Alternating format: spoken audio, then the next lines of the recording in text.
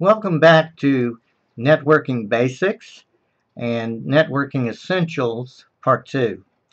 I want to continue our discussion about the OSI layer model, the OSI reference model as it is often called.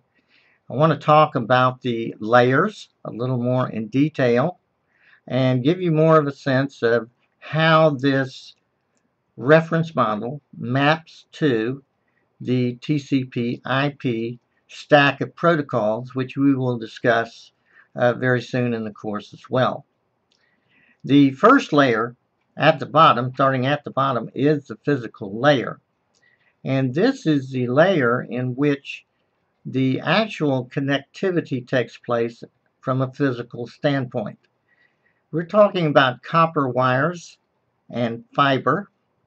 We're also talking about WAN connections like frame relay and ATM, and we are talking about ways in which this is implemented in terms of topologies too, like Ethernet, FDDI, which is often pronounced FDDI, and that's about a fiber distributed designed interface.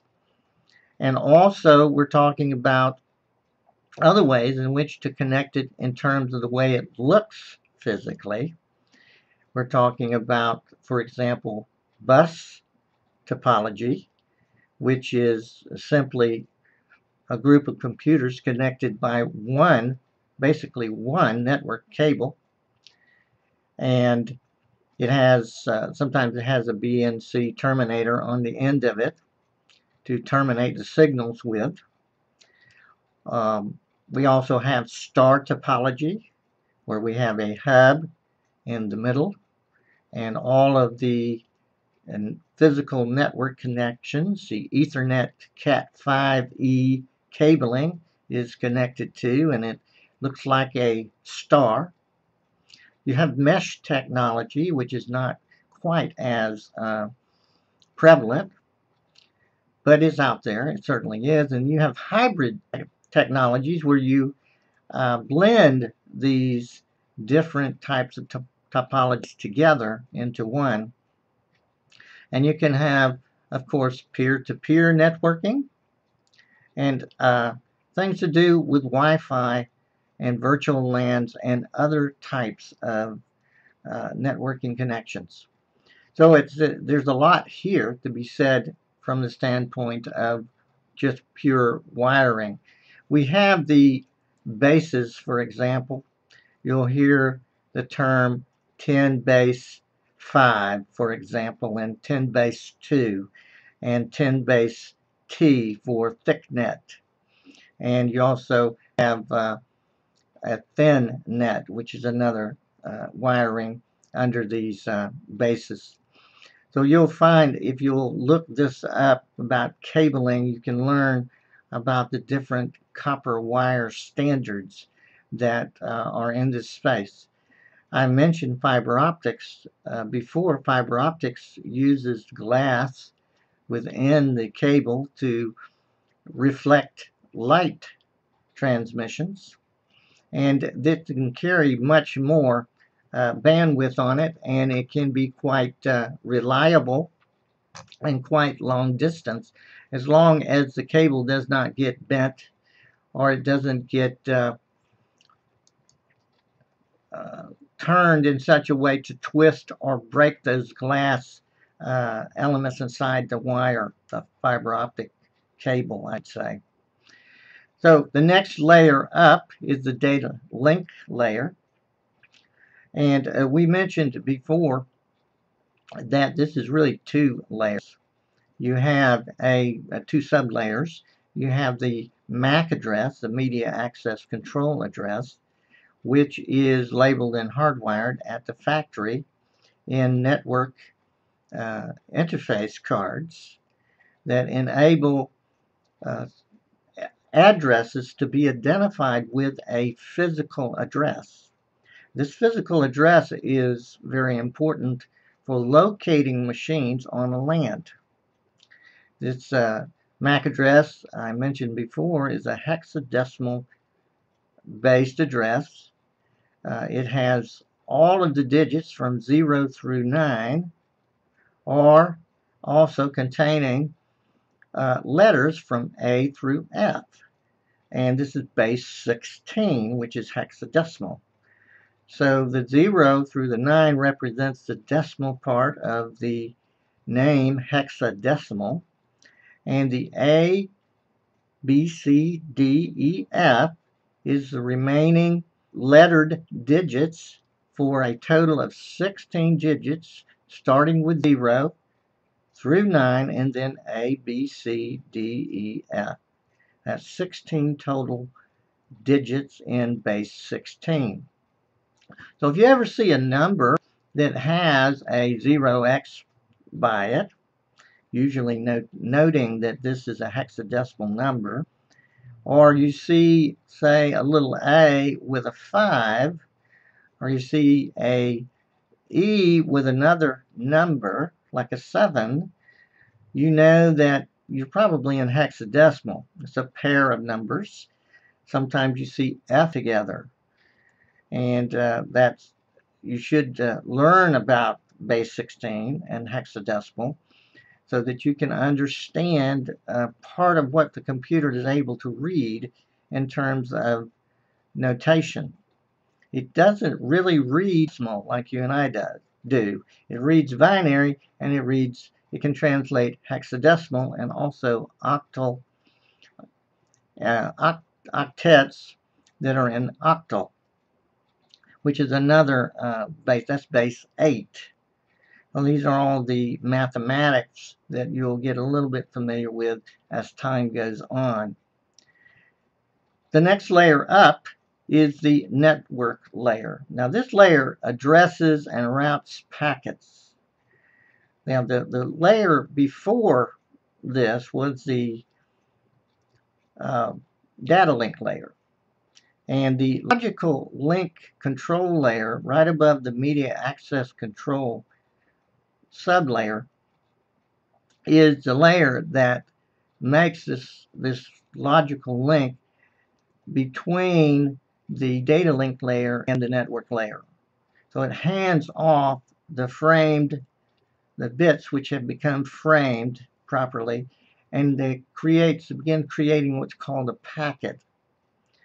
And in order to route packets, you have to have a protocol at work called IP, Internet Protocol. And currently, our addressing system that we're going to learn about in this class is IP version 4. IP version 4 has dotted decimal notation, and you'll find that it's made up of 4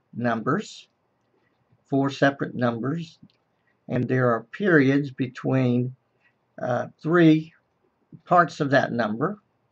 Actually, there are periods between all of it except the beginning and the end of the number. It looks like this. You could say 172.64.16.0. That is a typical common IP version 4 address.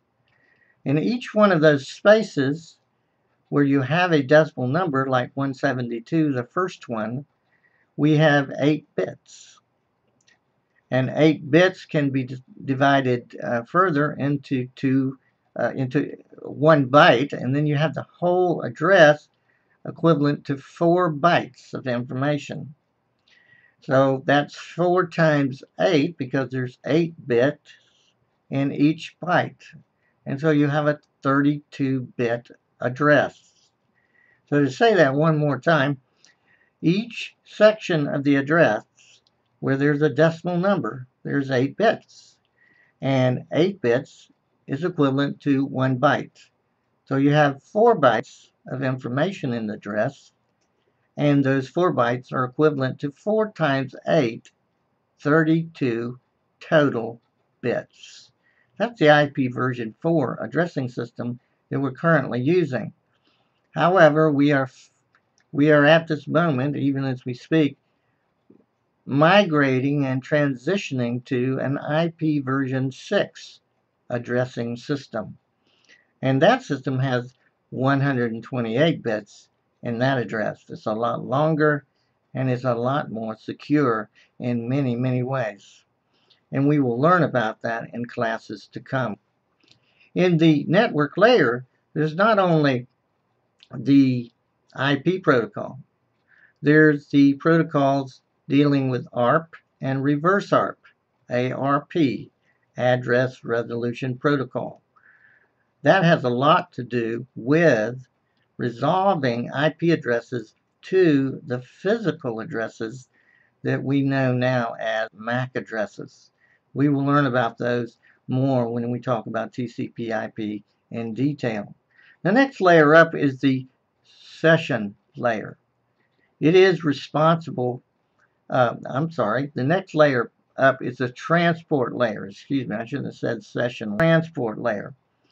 It manages layer connections and it manages reliable packet delivery too, because it has two very important protocols in it, the TCP protocol and the UDP protocol. We're going to learn about those in a lot of detail as we get further into this course. So next to that is the session layer. The session layer is responsible for maintaining the session once it has been established by the transport layer before it.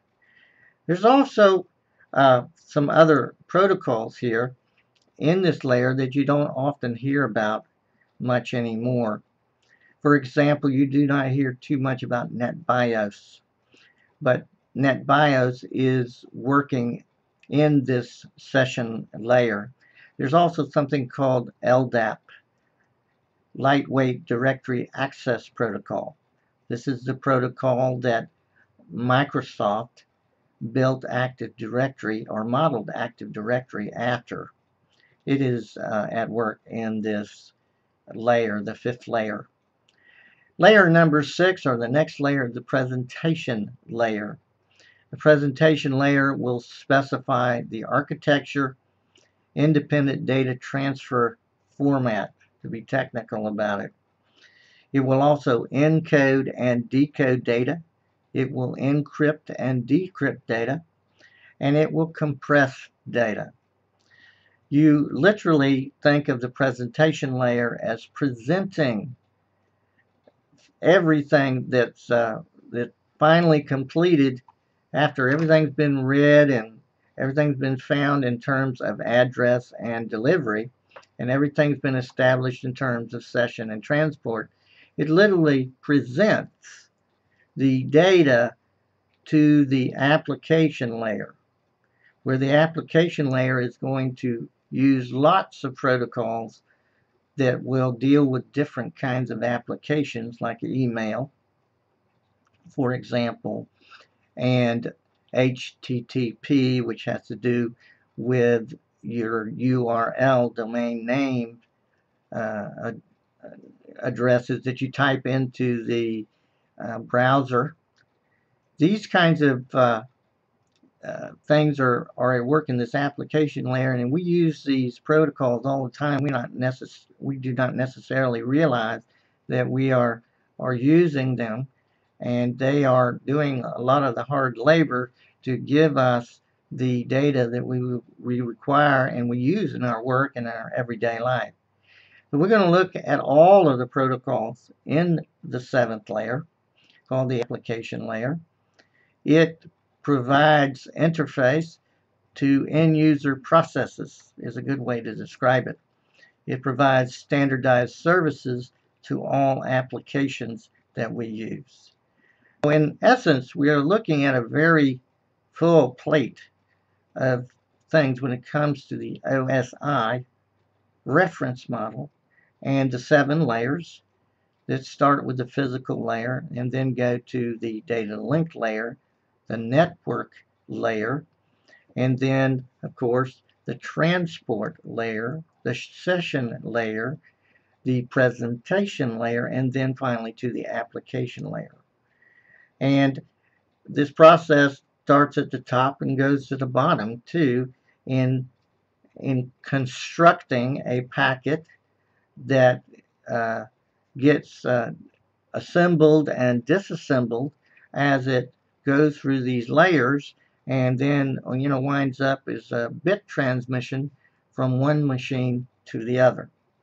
So that's kind of a little more in detail look at this way of doing things, and it gives you a sense of how they kind of come together and work in cooperation with each other so that we have a very effective communication system.